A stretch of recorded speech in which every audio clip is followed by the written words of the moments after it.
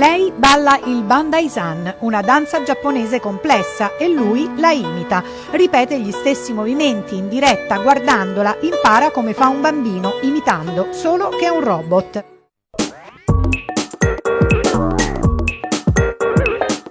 Uno dei tanti esempi dei nuovi progetti presentati da scienziati di tutto il mondo all'ICRA 2007, conferenza internazionale di robotica e automazione.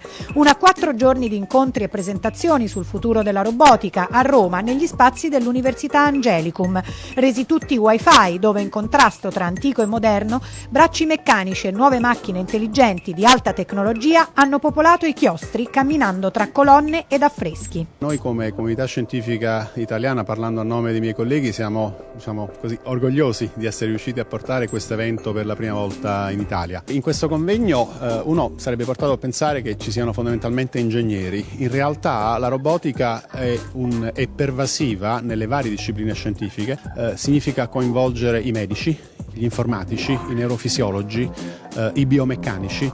È chiaro che un prodotto sofisticato non può non nascere da una sinergia di competenze di questi vari settori.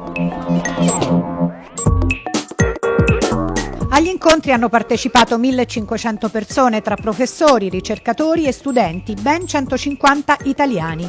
Superata la robotica industriale, macchine ormai note che lavorano ripetitivamente nelle fabbriche, la nuova robotica avanzata in ambienti antropici si concentra sulla convivenza tra robot e esseri umani, prevedendo un vicinissimo futuro dove il robot farà parte della nostra vita, della nostra casa, come oggi lo schermo di una televisione o di un PC. Saranno capaci di svolgere una serie di compiti di assistenza agli esseri umani.